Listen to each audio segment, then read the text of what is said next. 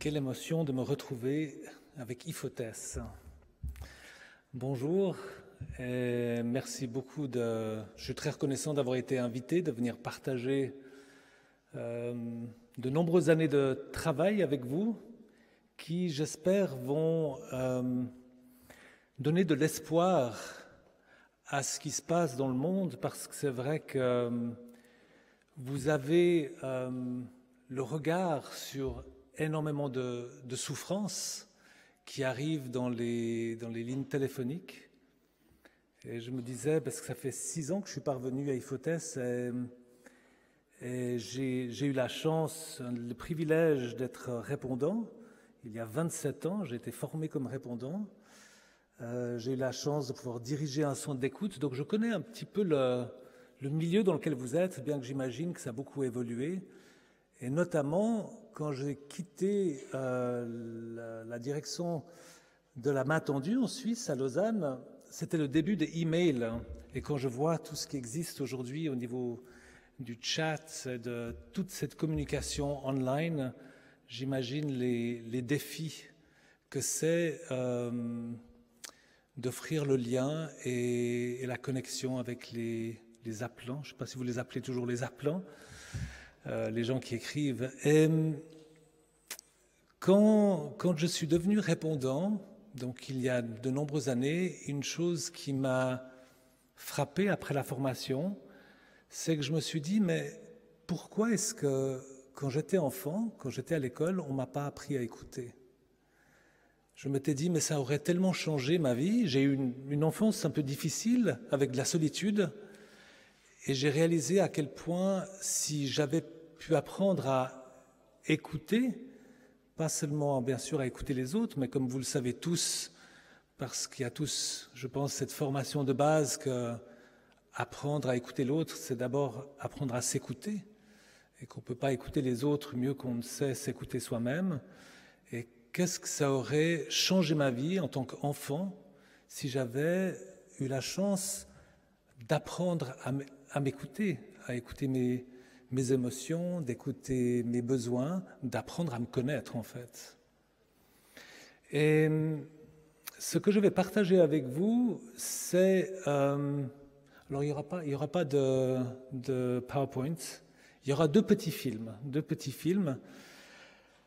Ce que je vais partager avec vous, c'est ce qui est en train de se passer dans le monde aujourd'hui au niveau des enfants, des jeunes. Et vous vous souvenez peut-être qu'il y a une vingtaine d'années, c'était l'arrivée de l'intelligence émotionnelle. Et je trouve que c'est vraiment intéressant de revenir il y a 20 ans et de se rappeler comment parler des émotions, parler de l'écoute, parler de la qualité du lien, c'était quelque chose de très psychologique. C'était pas quelque chose de courant. Et en 20 ans, on a changé d'univers. On vit dans un monde où la notion des émotions, du bien-être, de la qualité de la relation fait partie de la vie de tout le monde, dans tous les coins du monde en fait. Et de nombreuses choses ont contribué à cela.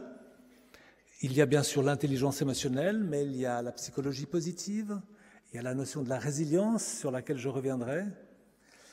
Et tout ça a amené des nouveaux concepts, des nouvelles compréhensions que petit à petit, j'ai envie de dire, la conscience collective s'est appropriée de cela.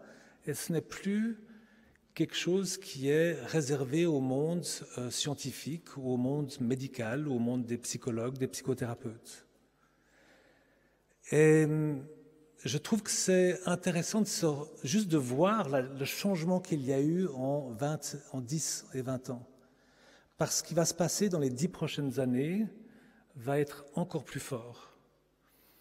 Et aujourd'hui, il y a des millions d'enfants dans le monde, depuis tout petit, qui sont en train d'apprendre ce qu'on appelle l'alphabétisation émotionnelle, donc à mettre des mots sur leurs émotions, à reconnaître les émotions des autres, à avoir du discernement entre mes émotions, tes émotions, et apprendre à écouter.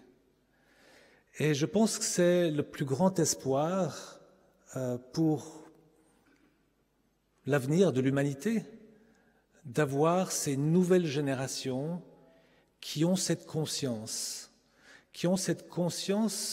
de la connaissance de soi, de la qualité de la relation, du respect de l'autre, du respect de soi. Et je pense que ce qui est en train de se passer dans le monde depuis un peu plus d'une année avec les changements de climat et de voir le nombre de jeunes qui sont en train de se lever pour dire qu'il faut faire quelque chose est une des manifestations de ce changement, parce que les jeunes aujourd'hui, ils ont la légitimité, ce que nous n'avions pas, de regarder les adultes et de dire « mais vous ne pouvez pas venir nous dire à nous ce qu'on doit faire ». Regardez l'état du monde, que ce soit climatique, mais aussi au niveau des relations humaines. Et j'ai la chance de travailler avec beaucoup de jeunes, d'avoir des stagiaires qui viennent de notre fondation. Et depuis 4 à 5 ans, je rencontre ces nouvelles générations qui ont j'ai envie de dire, cette sagesse. Cette sagesse, c'est-à-dire, ils sont en lien avec la vie. Ils savent qu'est-ce qui est porteur de vie, qu'est-ce qui est en train de servir la vie, et qu'est-ce qui est en fait en train d'aller contre la vie, que ce soit au niveau de la relation à soi, à l'autre ou de l'environnement.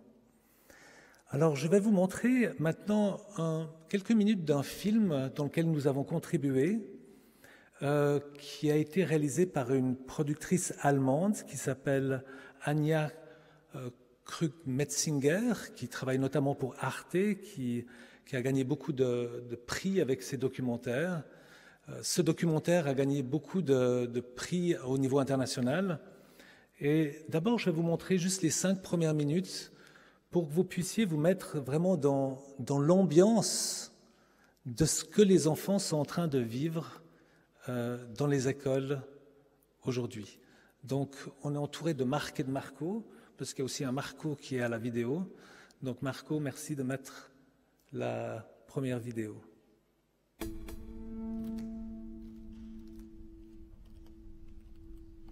Da hocken Menschen in einer Höhle. Sie sind gefesselt. Sie starren auf eine Wand. Auf der Wand bewegt sich etwas.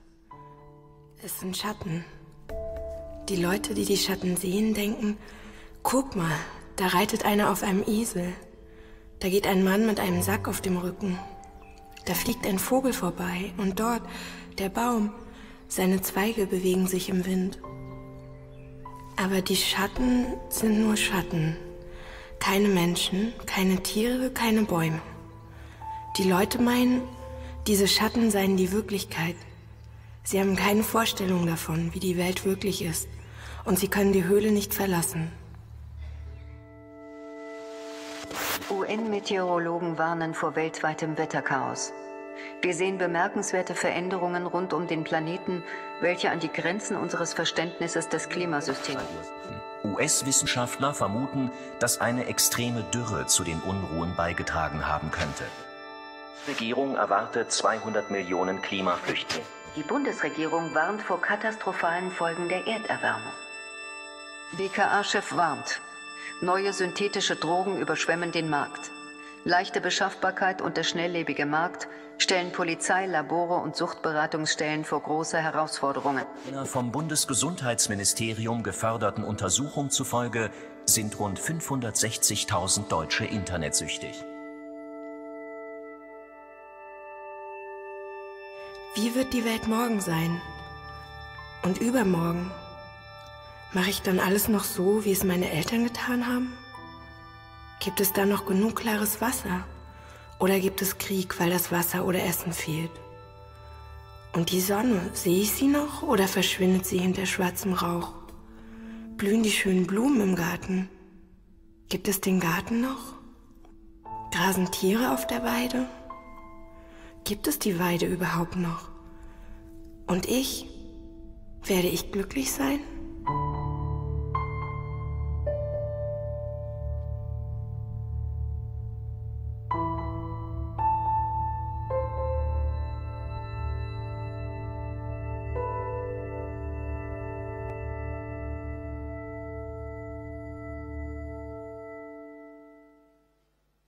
Since our school helped the children to develop a global vision on what's going on, and since it helps them also develop a lot of creativity, and also they develop a lot of openness of their heart, so natural empathy, for me, these children are really prepared to help and find solutions for the challenges that we are facing.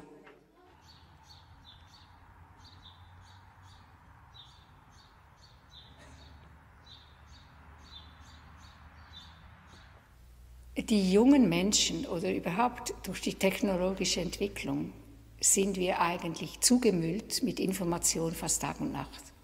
Schon Kinder gehen mit ihren Handys ins Bett. Und das ist ein Drift dann in die Außenwelt und die Innenwelt geht mir verloren.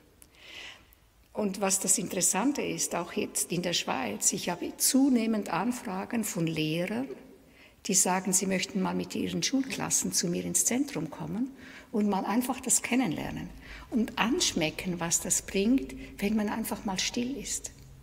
Wir brauchen die Stille, uns selber zu begegnen, das ist das eine, aber auch um Klarheit zu finden für meine Entscheidungen. Sonst, wenn wir zu sehr im Außen sind, dann sind wir von außen gesteuert und verlieren uns in der Außenwelt. Und deshalb ist es ganz wichtig, dass die jungen Leute solche Angebote haben.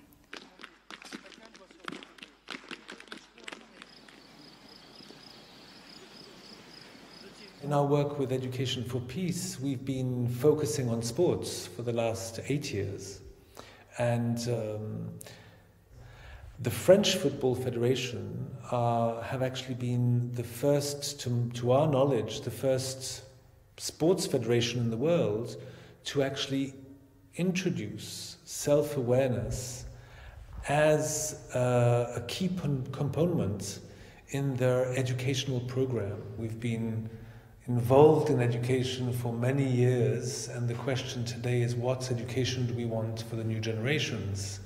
Also die Frage, die man sich stellen kann, ist ja, was nützt es meinem Kind, wenn es jetzt diese Achtsamkeitsübungen in der Schule lernt oder auch alles, nicht nur die Übungen, sondern alles, was damit verquickt ist, eben auch das Wissen um den eigenen Körper. Und da kann ich eigentlich eine ganz, ganz befreiende Antwort geben. Thank you. Voilà, donc ça vous donne un petit aperçu. Peut-être que certains savent que des enfants déjà sont en train d'apprendre finalement les bases de l'apprentissage de l'écoute, c'est-à-dire à apprivoiser le silence. Quelle est notre relation avec le silence? J'ai oublié, je suis désolé de mentionner que ça allait être en allemand. J'espère que tous les francophones ont pu mettre les écouteurs pour entendre la traduction française. Donc en fait, nous avons commencé à travailler dans les écoles et à suivre des projets dans les écoles qui étaient très peu nombreux il y a encore juste 15 ans. Et comme je l'ai dit tout à l'heure, aujourd'hui, il y a des milliers d'enfants dans le monde qui sont des millions d'enfants qui sont en train d'apprendre ces approches. Et il y a même certains pays, dans les pays scandinaves comme la Finlande, mais aussi l'Australie, où les enseignants, les futurs enseignants d'école sont en train d'apprendre, en devenant enseignants, aussi les compétences relationnelles et les compétences d'écoute. Alors, nous avons choisi une voie un peu particulière qui est celle du sport. C'est-à-dire que ce qu'on a réalisé, c'est que le monde de l'école, le monde scolaire, peut souffrir un petit peu d'inertie pour des questions politiques, parce qu'amener des nouvelles formations, des nouveaux cours dans les écoles, et en particulier pour les enseignants, ça peut prendre beaucoup de temps. Alors, c'est vrai que ces dernières années, c'est quand même en train de beaucoup bouger, mais nous avons découvert que le sport, et vous avez vu dans le film que nous avons travaillé notamment avec la Fédération française de football, et on a réalisé que le sport est un terrain exceptionnel pour apprendre à gérer ses émotions, à développer ses compétences relationnelles. Notamment parce qu'il y a beaucoup d'émotions, parce qu'il y a toute la question de la relation. En fait, c'est un terrain qui est fait pour développer nos compétences relationnelles. Et Victor l'a dit tout à l'heure, en fait aujourd'hui il n'y a pas pour les enfants, pour les jeunes, d'espace pour apprendre à socialiser. Mais la bonne nouvelle, c'est que c'est en train d'arriver. Et je vais vous faire une analogie pour montrer ce qui est en train de se passer. Je pense qu'une des autres choses qui a contribué à ce qu'on peut appeler cette démocratisation de la psychologie ces 20 dernières années, c'est le coaching. Et le coaching dans le milieu du travail est en fait complètement axé sur le relationnel. Et le coaching existe dans le monde entier. Vous pouvez aller dans n'importe quel pays du monde, vous allez trouver des coachs, d'ailleurs dans tous les domaines. Il y a des coachs coiffeurs, dans les entreprises, pour la cuisine. En fait, la relation que nous avons avec le soutien, avec l'aide, de nouveau a complètement changé ces 20 dernières années. Le sport, qui a du coaching depuis quelques siècles, si pas quelques millénaires, on peut imaginer que les premiers Jeux Olympiques, il y avait déjà des coachs, en fait, n'ont pas encore introduit la dimension relationnelle dans la formation des entraîneurs sportifs.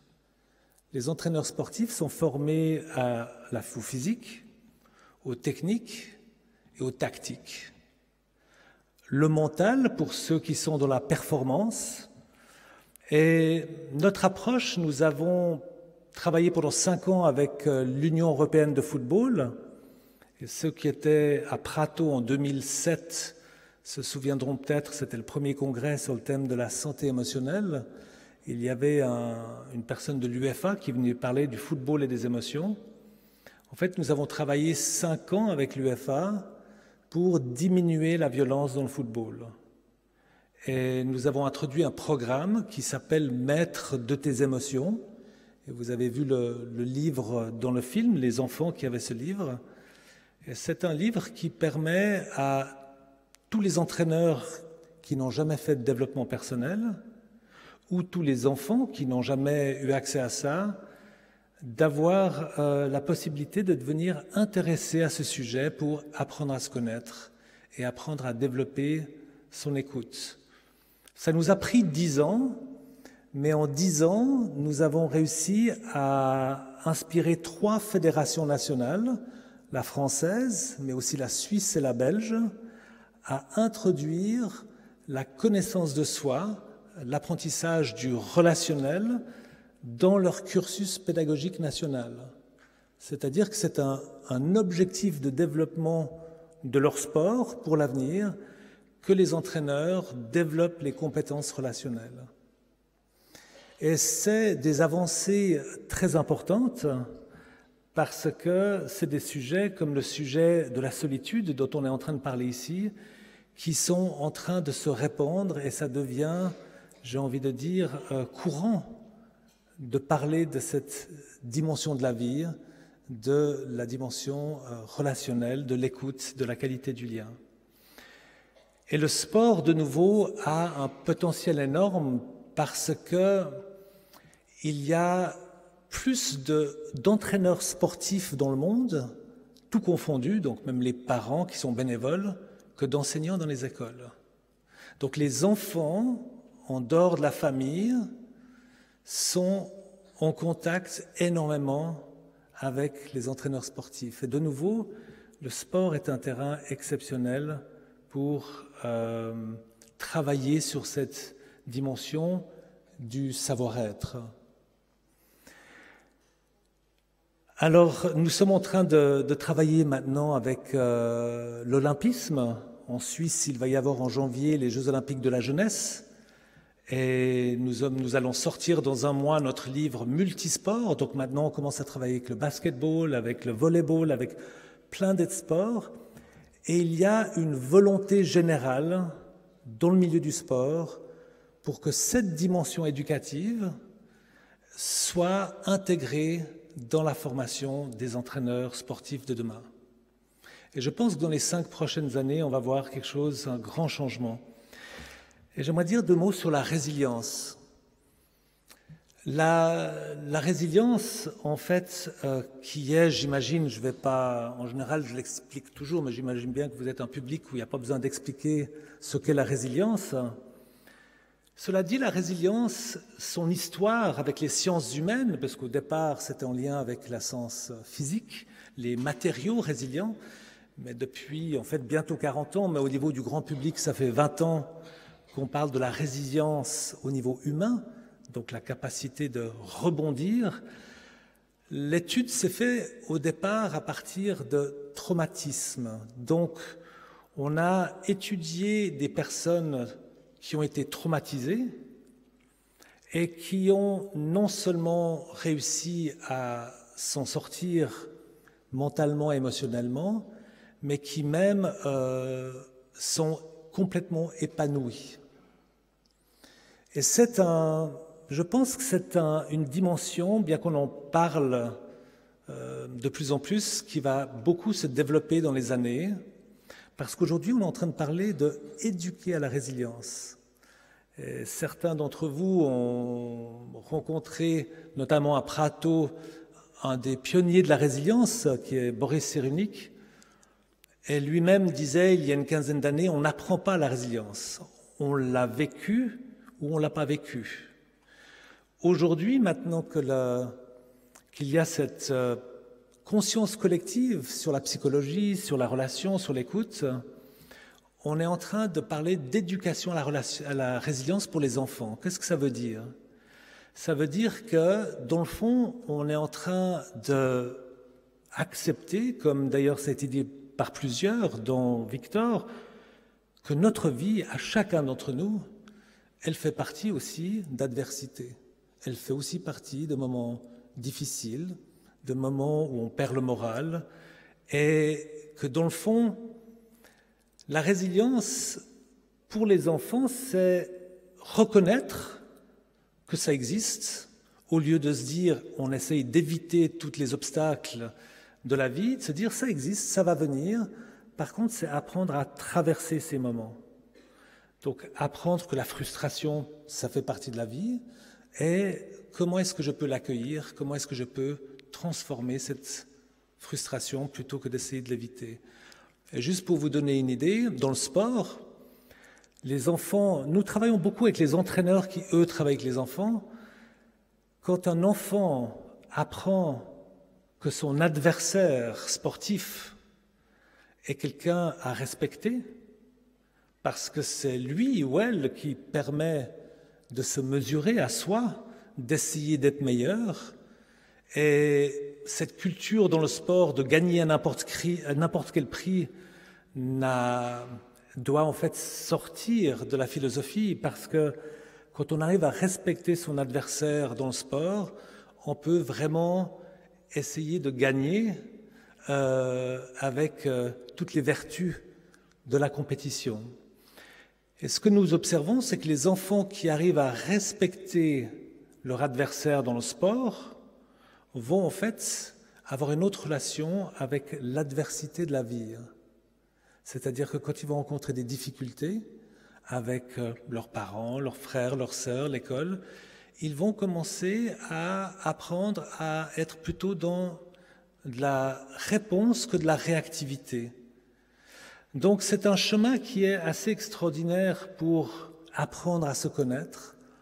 Et je vais vous montrer une deuxième petite partie du film vous allez témoigner comment des jeunes, et les jeunes que vous allez voir, c'est l'élite en France. C'est des jeunes qui ont 12-13 ans, qui sont les futurs joueurs de l'équipe nationale. Donc c'est à Clairefontaine, donc une compétition énorme, une pression énorme, et vous allez voir comment ils peuvent apprendre à exprimer leurs émotions, à être dans la relation avec les autres. Si, Marco, vous pouvez mettre le deuxième vidéo, et il est aussi en français et anglais. Merci de vos écouteurs.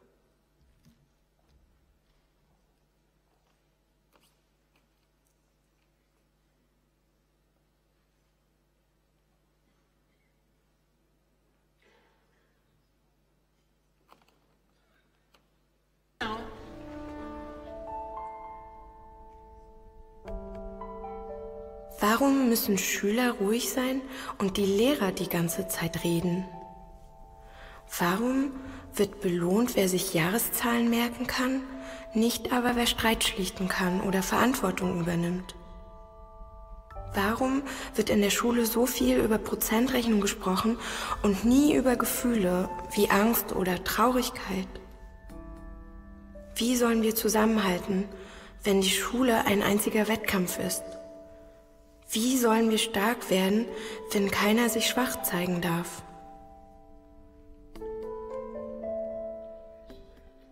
I think that today what's important for the young people in all this new dimension of education, which is them having access to self-awareness, what's so important for them is that they can evolve and learn about this dimension in a secure environment, which means that they feel safe in exploring their emotions, how they are feeling, what they are thinking about, that if they have doubts, they can share it with adults who are not judging them, but who can listen to them with respect.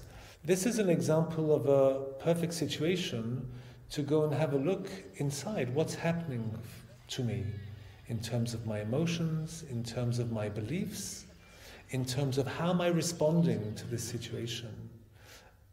And it's a great opportunity for coaches or parents or the child himself alone to start learning how to observe. Am I reacting? When am I reacting to situations? Or when am I actually able to observe a situation and I feel that I can respond to a situation where I'm anchored in myself? Ein Beziehungskompass soll es jungen Menschen ermöglichen, Emotionen auszudrücken. Dieses Hilfsmittel wurde von Education for Peace für Menschen entwickelt, die niemals eine echte persönliche Entwicklung durchlaufen konnten. Es erlaubt ihnen, über ihre Erfahrungen zu sprechen, auch wenn sie dies eigentlich nicht gewohnt sind. Au début j'étais au 1 parce que j'étais en lien avec moi-même, parce que je me sentais bien. Là après mes 2 victoires je me sens encore mieux. Donc là j'arrive à mieux communiquer avec mes partenaires. D'accord. J'étais au 3 parce que je me sentais bien avec tout le monde. Et ça a descendu parce que je me sens bien, mais vu que j'ai perdu mes 2 matchs, je suis pas super bien. Learning how to welcome all our emotions is very important, because if you just want to exclude uncomfortable emotions, like fear, actually it's just going to come back to you very quickly. When we have uncomfortable emotions, they are actually giving us a message about something that is important for us.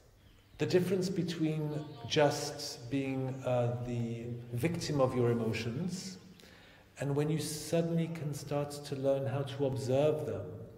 And the more you learn how to observe, the less victim you become, because observation builds inner strength and inner power to take our decisions from another space. Wir sind nicht unsere Gefühle kommen und gehen. Ich kann so Voilà, donc là vous avez vu un exemple de jeunes qui apprennent, qui avant ne parlaient jamais de leurs émotions, qui apprennent à partager leurs émotions entre eux, des moments d'ailleurs très touchants de solidarité entre eux, qui se voyaient d'après les entraîneurs jamais, parce qu'ils étaient constamment dans une compétition très, très forte. Donc voilà, je vous remercie. Ce que je souhaitais, c'était vous montrer en quelques minutes ce qui est en train de se passer. Et je pense observer ce qui va se passer dans le sport ces 2-3 prochaines années. Notamment en France, il y aura les Jeux Olympiques en 2024 et vous allez voir que la notion de la résilience va rentrer de plus en plus dans la culture. Et je pense qu'en lien avec la thématique de ce congrès, c'est quelque chose de vraiment important, parce qu'on peut parler de résilience aussi par rapport à la solitude. Comment est-ce que nous arrivons à apprivoiser notre solitude? Personnellement, je pense que il me semble que nous vivons, l'être humain est appelé à rencontrer la solitude, que ça fait partie de notre chemin, et que certains ont plus de chance que d'autres dans la manière dont nous arrivons à rester en lien avec soi ou avec les autres. Et le sport, l'éducation pour les enfants, c'est certainement un espoir qu'il y aura peut-être moins d'appels, et c'est le paradoxe d'espérer qu'il y aura peut-être moins d'appels un jour dans les centres d'écoute, parce que non seulement il y aura plus de solidarité dans la société, au niveau de la reconnaissance de l'importance d'être écouté, entendu, d'être vu pour se sentir exister, mais aussi parce que l'être humain, nous allons apprendre de plus en plus aussi à prendre soin de soi. Merci beaucoup.